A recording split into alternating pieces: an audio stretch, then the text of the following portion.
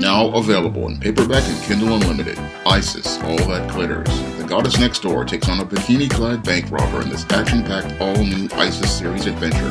Get Isis, All That Glitters in paperback and Kindle Unlimited today. Better get the cool slow, y'all, cause we're having us a barbecue. The Marvels broke records in its second weekend at the box office. However, these aren't the kind of records that Marvel Studios wants to brag about. Now, The Marvels in its second weekend broke records at the box office, but it broke the record for being the fastest movie to have the fastest drop off at the box office in its second weekend. Now, The Marvels dropped 78% at the box office in its second weekend after its disastrous opening of $44 million at the box office in its first weekend, and that's really embarrassing for a film that had a $250 million budget. And The Marvels is clear to be Marvel Studios' biggest flop in its history, surpassing Ant-Man and the Wasp: Quantumania, and will go on to be possibly one of the biggest flops in superhero movie history, with this precipitous 78% drop, which surpasses even that of the Sony Spider-Man spin-off film Morbius. Now, there are some, like actress Illyana Villani, who played Ms. Marvel in The Marvels, who want to say that the precipitous box office drop for The Marvels has to do with people saying that the film is so-called woke. And that's not the case at all when it comes to The Marvels. No, The Marvels wasn't a Marvel because the film was terrible from minute one. Now, The Marvels was a sequel to 2019's Captain Marvel, a film that was basically produced by Marvel Studios to compete with DC's Cinematic Universe's Wonder Woman, which was the biggest movie of 2017. And this film was designed to fit right between two huge hits, Avengers Infinity War and Avengers Endgame, to maximize box office. However, the Captain Marvel character was one that was reviled by comic fans for many years, and was reviled due to the way she was written by writers like Kelly Sue DeConnick, who made the character into a just grating feminist that many people just did not want to read as comic fans, and many people just outside of comics did not know or care about. And the film Captain Marvel, yes, it made $1 billion at the box office, but that was only because the film was sandwiched between two of the biggest movies of the Marvel Cinematic Universe, Avengers Infinity War, which was the end of the second act of the MCU's Infinity storyline, and the conclusion to the Infinity Saga, which was Avengers Endgame.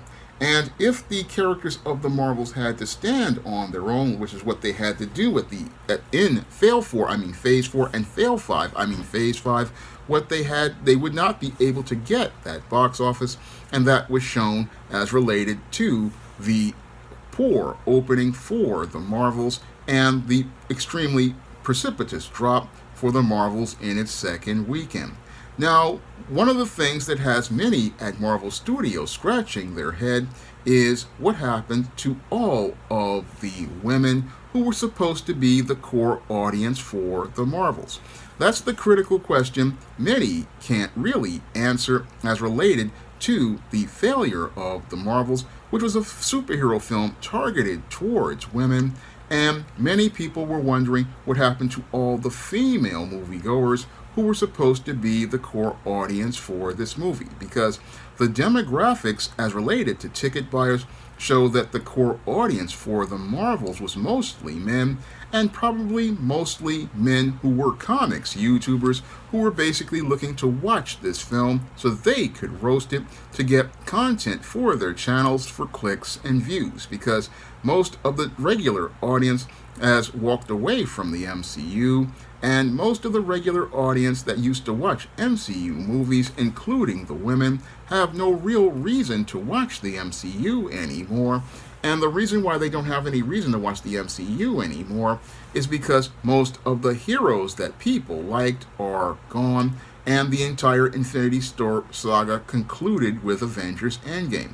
Now, what is shown to me in the demographics is that while people were saying that there were a lot of women coming to the MCU to watch the movies, the main reason why they were watching MCU movies was the same reason why women in the 80s would watch all of the action movies featuring guys like Sylvester Stallone, Arnold Schwarzenegger, Jean-Claude Van Damme, and Steven Seagal, and that is because they were seeing handsome hunk guys going out here and beating up on the bad guys. And that fits right in line with the whole paradigm for women. A lot of women want to see strong, masculine, heterosexual men in action because this is something they can relate to and identify with, because most women want to see a man being a leader and an authority figure, a man being a protector and a provider, a man being strong in his role as a man. And that is the thing that motivated most women to see most of the MCU movies, because they saw Robert Downey Jr. being a man in the first Iron Man. They saw Chris Evans being a man in the first Captain America. They saw Chris Hemsworth being a man in Thor. And with Edward Norton's Bruce Banner, they saw a man being a man in The Incredible Hulk. So most of the women who went to see the MCU went there to see the hot guys. They weren't interested in what they call girl power. No, what they wanted to see was a powerful man protecting a beautiful woman, and that's the thing that was selling most of the movie tickets for the MCU. Unfortunately, people like Victoria Alonso and Kevin Feige got it very twisted and thought, oh, they could go out here and make stories for girls and make the Marvel Cinematic Universe more gynocentric and become what they call the MCU. Unfortunately, most women don't like other women, and whenever they see a woman out here as a lead character, that's the thing that turns them off. Moreover, the guys, they weren't turned off by most of these women because they didn't have the traits that most men really wanted to see in a woman, which was an extremely attractive woman going out here and being the ideal for the girlfriend or the wife that they wanted, the same way the women wanted a hunky guy to possibly be the boyfriend that they could fantasize about. So what happened here with the Marvels was you had a lot of far left individuals looking to produce a piece of feminist propaganda. And sadly, as they were producing this feminist propaganda, most of the traditional women were turned off by the masculine traits of Brie Larson and the just invisibility of Teyonah Parris, who was basically sacrificed in this movie for a multiverse, which was really racist because you took the black character and made her the sacrifice, and they weren't interested in seeing bumbling, stumbling Iana Viani as Ms. Marvel, a character who was also reviled. So there was nothing attractive as related to the fantasy of these characters to resonate with people, and that's the reason why The Marvels wasn't a Marvel at the box office, because you have a movie revolving around three women who were extremely grating to be around, and most people don't want to spend money to go see somebody who is grating to be around. They want to see beautiful women who they can consider to be a girlfriend as related to a man and a best friend for a woman who they could see things that they could see in themselves that they want to be like. That's what I've learned from my years of writing heroines. You've got to make heroines somebody who is a friend to the girls and a kind of girl that a guy wants to date. That's why when I'm writing stories like the story of The Goddess Next Door with Isis or Hell's Aspiring Angel Esteem, I make them girls that are women that people would like. And I also do this with characters like Matilda Crowley and Lilith Graves. I make girls that you want to date and spend time with, and girls you want to hang out with, and not characters who are trying to be something to be this feminist girl power ideal that was really something that the director herself didn't have passion for. Now, Nia DaCosta has also come out here as the black woman director of the Marvels to complain about the box office, but she can't complain about the box office when she didn't want to take accountability for her own film when she was filming it, because Nia DaCosta, according to reports, she wasn't very passionate about the Marvels, because a filmmaker, usually when they're directing a film, they are so passionate about that film that they're there for the entire production and they don't leave to go work on another production. No, they wait until that production is finished then they start another project, because that really showed me why the Marvels wasn't a Marvel, because of the terrible concept, the terrible script, and a director who had no passion for the project. And when you have no passion for the project, that's going to come across on screen, and that's possibly what came across as related to most of the uninspired visuals by Nia DaCosta, the uninspired acting by all three actresses, the uninspired whole script that was written, because this script was basically written to come across from assembly line at the Marvel Studios plant, which is similar to the GM plant in the 80s, where they made the Chevrolet Citation and the Pontiac Phoenix, cars that were supposed to save GM, but turned out to be some of the crappiest cars in the history of GM. But the Marvels wasn't a Marvel at the box office, and it's going to go down in history as one of the biggest failures in cinematic history, next to colossal failures like Halle Berry's 2004 Catwoman and Heaven's Gate. And this movie basically shows that while there is a market for movies with heroines, this whole strong woman narrative is one that isn't appealing to either men or women, and sadly that hasn't registered at Marvel Studios, where they're talking about possibly making a feminist Fantastic Four with Sue Richards as the lead, instead of making Reed Richards the lead, because Reed Richards is the core character of the Fantastic Four, but that's another video coming up. But this whole Marvel's movie just shows how Marvel Studios has lost its way as a studio, and as Marvel Studios has lost its way as a studio, it's basically showing that the people in charge are more about promoting identity politics instead of telling great stories featuring heroes and heroines, because there is possibly a market for a heroine, but Hollywood's Marvel Studios and Disney don't want to make a heroine that is soft, feminine, and sexy. No, they want to make the strong woman who has masculine traits, not understanding they're turning off the audience of men and women. And that's the main reason why The Marvels wasn't a Marvel. It's a film that has, again, grating characters that are mostly annoying. And if you want to people to spend money at the movie theater, you've got to give people fun characters who are having a good time, fun characters who are a lot of fun to spend time with, fun characters who we can share a laugh with. That is what the customers like myself want in a movie, whether it be of the superhero genre or not. Now, this film basically shows that there is I believe, a superhero movie fatigue, and that superhero movie fatigue really started way back with Captain America Civil War, and that's where Kevin Feige should have started wrapping up the entire Marvel Cinematic Universe as related to the Infinity Saga, because all the stories had basically been told at that point. Because when I look at Marvel Studios, and I think about when I was 10 years old in 1983, when the Star Wars trilogy ended. In 1983, George Lucas and Lucasfilm understood that the Star Wars story was finished with Return of the Jedi. They knew that the story was done at that point, and they didn't make any more films after that point until 1999, when the greed started to kick in once more.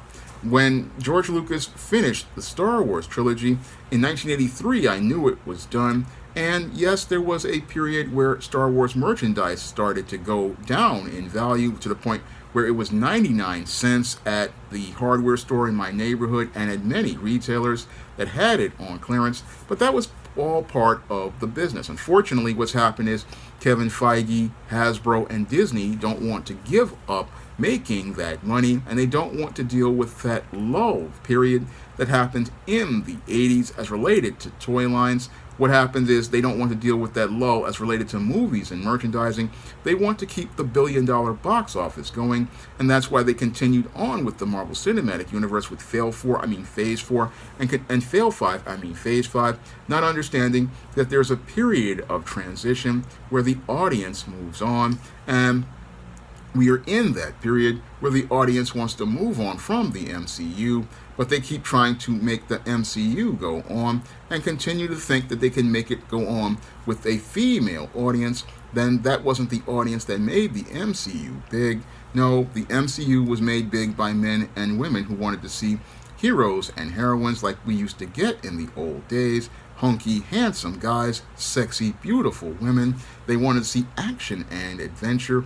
That's what people wanted. They don't want what is part of the all-new, all-different Marvel, which failed in 2016, being adapted to the screen. And the sad part is Kevin Feige and those at Marvel Studios are following the definition of insanity, trying to do the same thing that failed with the all-new, all-different Marvel, which had a 90% drop in comic sales, to bringing it to the screen, where you got the same precipitous drop, hoping to get success. Again, makes no logical sense from a business perspective. I mean, the all-new, all-different Marvel characters basically flopped back in 2016, but we had Disney and Marvel Studios spending money to bring them to the screen, even though all of these characters had extremely poor sales, which shows me that there's a real problem with leadership and this obsession with trying to push the strong woman narrative, even though women are not strong that way. No, when it comes to heroines, she's got to have strength of character, and that's something that that people at Marvel Studios don't understand. But I understand. When I write heroines, women want to see a woman having the resolve to maintain her values and her principles. That is what's appealing to women, and they want to see a strong man standing at her side. That's what made the Esteem character very popular after I wrote The Temptation of John Haynes, and also made the Matilda Crowley character a very popular one. I mean, the whole thing is that people want to see heroines at the side of a man, and they want to see a heroine being soft, sexy, and feminine, because they want to be able to identify with those traits and replicate those when they're out here looking to get a guy. But the Marvels didn't give you any of that. No, the Marvels gave you a puerile, poorly written script, bad acting, and bad directing, and lowered the standard for Marvel Studios films, and basically made it where the superhero genre wound up with another big disaster. Now, with this disaster, I believe Marvel Studios needs to stop making films for a good 2, 3, 4 years, regroup and rest, and let people forget about Marvel Studios and the MCU for a while. Let people get a break from the MCU and start producing some smaller budgeted films over at Disney, and save the Marvel Studios movies for an event and make it a blockbuster again. Make it an event that's something special, because right now you've got too much product and it's not really well thought out. So when I look at this whole box office failure of the Marvels, it just shows me what happens when corporate greed gets in. And when corporate greed gets in, what you get is a movie that isn't a Marvel. No, you get a movie that's a complete mess. Now, if you want to pick up my books featuring fun, flirty, feminine heroines, like the Isis series, the Esteem series, the Spinsterella trilogy, or my Black sorority novel, The Thetas, or my Black business novel, Recipe for Success, or my Black vampire novel, Eternal Night, all of them feature fun, fantastic heroines. You can find all of those books on Amazon.com in paperback and Kindle format. You can also find those books at other online booksellers like Smashwords, the iBookstore, Google Play, and Barnes & Noble. And if you want to help me be able to make my first full graphic novel featuring the goddess next door, you can send a donation to the Patreon, the PayPal, or the Cash App by clicking the links in the description box. That's all I have to say for this video. You can comment, rate, and subscribe. Now available in paperback and e-readers, Esteem Horror of the Hyena Woman. Hell's Aspiring Angel takes on a wicked werewolf in this action-packed all-new E-Steam series adventure. Get E-Steam Horror of the Hyena Woman in paperback and e-readers today. Support Black-owned and Black-operated digital broadcast media. www.niceradionetwork.com. Nice Radio Network, broadcasting 24 hours a day, 7 days a week.